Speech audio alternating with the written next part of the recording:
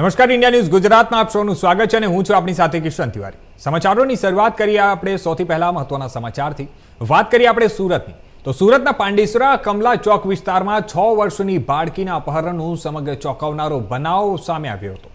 શાસ્ત્રીનગર સોસાયટીમાંથી અજાણ્યા ઈસમ દ્વારા બાળકીનું અપહરણ કરવામાં આવ્યું હતું।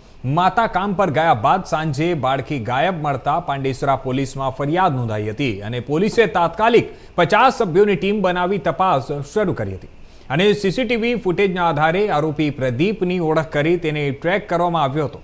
ત્યારે અંતે સીપીટી પ્લાન્ટ પાછળની ઝાડીઓમાંથી બાળકીને સલામત રીતે શોધી કાઢી અને આરોપીને બાળકી સાથે જ પકડી પાડ્યો હતો। પાંડેસરા પોલીસની ઝડપી કામગીરીથી મોટી ઘટના ટળી છે।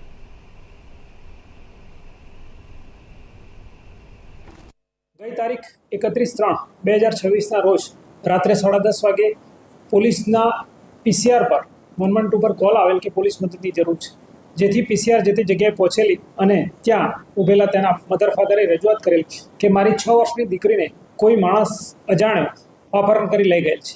ત્યારબાદ પોલીસ ઘટના સ્થળે પહોંચે છે, પોલીસ આજુબાજુ ચેક કરે છે અને સીસીટીવી જોવાનું ચાલુ કરે છે।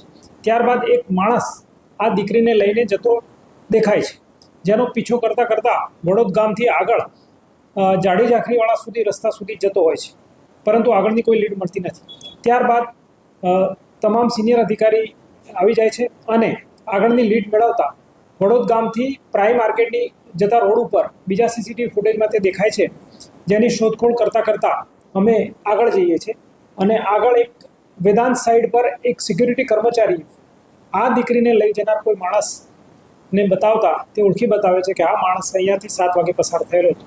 ત્યારબાદ આગળના ભાગે જતા કેટલોક જાડી ઝાંખરાવાળો વિસ્તાર હતો અને પાછળના ભાગે ખાડી હતી, જેમાં પાંડેસરા સિવાય ખટોદરા અને અલથાણની ટીમો બનાવીને પણ જગ્યાને સર્ચ કરતા છેક સવારે 5:30-6 વાગે એક માણસ જાડીમાં દીકરી સાથે મળી આવે છે, જેની દીકરી હેમખેમ મળી આવે છે અને માણસ પણ ત્યાંથી મળી આવે છે, જેથી પોલીસે રાત્રે ગુનો દાખલ કરેલો હોય છે, જેના આધારે પોલીસ તેની ધરપકડ કરે છે અને આગળની કાર્યવાહી ચાલુમાં છે। સાહેબ, આ કોણ છે આરોપી અને એની લઈ જવાનું કારણ શું હતું? આરોપી પ્રદીપ નામનો માણસ છે, જે ભૂતકાળમાં કલર ટેક્સ તેમજ પારસ મિલમાં કામ કરતો હતો। સાંજના ભાગે જે રીતે એને ઉઠાવવામાં આવી છે તે મુજબ તેણે પોતે કબૂલાત પણ કરેલી છે કે તે કોઈ ખરાબ ઇરાદાથી આ છોકરીને લઈ ગયેલો હતો, પરંતુ સંજોગો વસાત અથવા નસીબના જોગે જે પણ કંઈ કહો તે છોકરી ખૂબ જ સલામત રીતે મળી આવેલ છે અને છોકરી સાથે કોઈ અઘટિત ઘટના બનેલા નહીં જણાવેલ મેડિકલ રિપોર્ટમાં આવેલ છે, જેથી